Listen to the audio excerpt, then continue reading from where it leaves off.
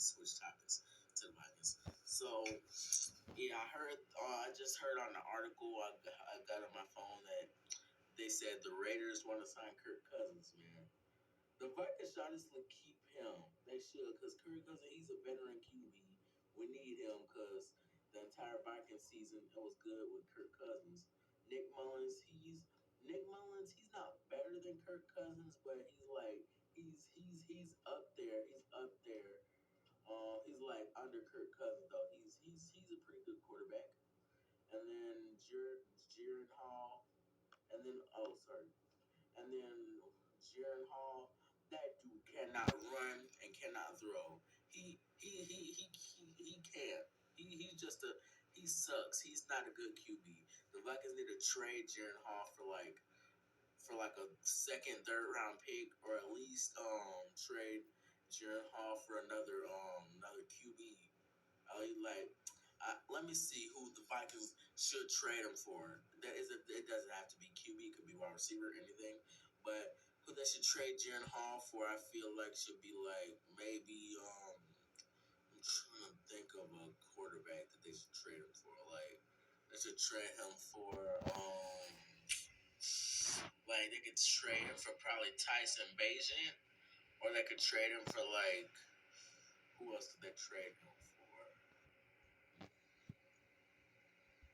I don't know who else they could trade him for, but they could trade him for Tyson Bagent and some other like quarterbacks that aren't so good on the scale, but like a little lower, but are still good though. But yeah, Jaron Hall, that dude, and then Joshua Dobbs. I don't even know what happened to him. Like literally, they traded for him because Kirk Cousins got his ACL torn, and then because they traded for him because he Kirk Cousins, like I said, got his ACL torn, so they got Joshua Dobbs, and he took over after Jaron Hall in that game with the Atlanta Falcons. After Jaron Hall has suffered a concussion, and when Joshua Dobbs first came out, he was not doing so good. Like literally, the first game they put him in, he literally had the ball like this. Then they tackle him and it fumbles the ball. And I think the Falcons got it back too for a touchdown. I think they did get it back for a touchdown too. Yeah. And then he was not doing so good in that game. But then other games, he was really scrambling good and stuff. He was running fast and stuff like that and throwing the ball good. But then it started slowing up. Like I think after that game they had with the Broncos, it started slowing up, and I'm like, why is this dude doing this? He was doing so good at the first start. Now it's just now he just like stopped playing good. So the only QB that the Vikings probably just relied on was Nick Mullins, because Nick Mullins never really messed up. He threw some interceptions here and there, but Nick Mullins, he's a pretty good quarterback that they had. And yeah, he's a pretty good quarterback that they have. And yeah, and then let's hold on, let me check something. Okay, I'm good. So then I'm gonna do Vikings topics again. So yeah, the wide receivers on the Vikings pretty good. Justin Jefferson, he's good, man. And then they got KJ Osborne. He's kind of slightly on the Justin Jefferson level a little bit. He's been how long has he been with the Vikings? Like 2-3 years. I think he has like 2 3 years. I don't know.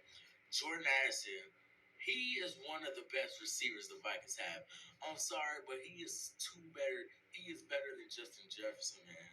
He is, because the catch that he did when they were playing with the 49ers on that one game was so good, man. They even beat the 49ers in that game.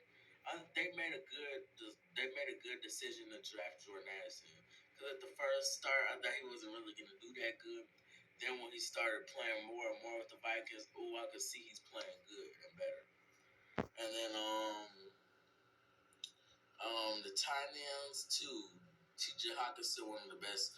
He's one of the best tight ends. He is.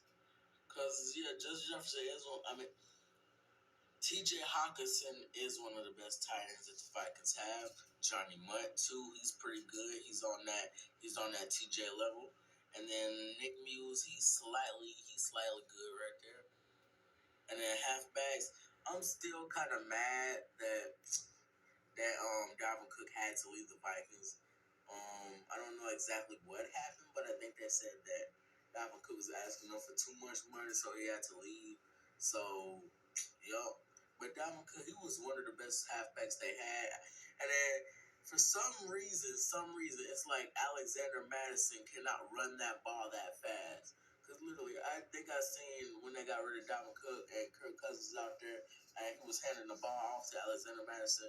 Alexander Madison was kind of going a little slow. I'm like, and he wasn't even really getting yards. He got a yard or two, maybe a good 5 yards. Then they bring Ty Chandler. Ty Chandler, he's a fast halfback too. He gets that yardage. Like literally, we was watching that one game with the Vikings. That dude ran for like 15, 20 yards. I'm like, that's so impressive right there, man. And then Dwayne McBride, I don't know if he's still with the Vikings at all. I don't know because they don't use him too much. Because the kick returner, I think it's Ty Chandler maybe. No, it's Brandon Powell. It's Brandon Powell. They use Ty Chandler sometimes, but yeah, it's Brandon Powell. And Brandon Powell, he's a good wide receiver too. He's a good wide receiver too. And then yeah, but yeah, Ty Chandler good halfback. Alex not so much. Fullback CJ Ham, I don't really see him on the field too much. Not too much. I think I've seen him on the field a few times, but they should put him on the field more often. Now talking about defense. So defense, DJ Wanham, he's a good linebacker that they chose to. Cause I saw some of the tackles he did with the Carolina Panthers, and then with the Carolina Panthers, I think he either caught an interception or got the fumble, and then actually ran it back for a touchdown, which was impressive. And then I saw Jordan Hicks do that too on the game with the Chicago Bears. I saw Jordan Hicks do that too. So yeah, that's pretty good, pretty impressive. And then yeah, the linebackers pretty good. Cornerbacks for the Vikings, they got Byron Murphy Jr. He's a pretty good quarterback that they have too. And I think they traded for him too or got him out of free agency. I know they drafted Makai Black too, and then Jaqueline Roy. He's pretty good too. They drafted all of them, man.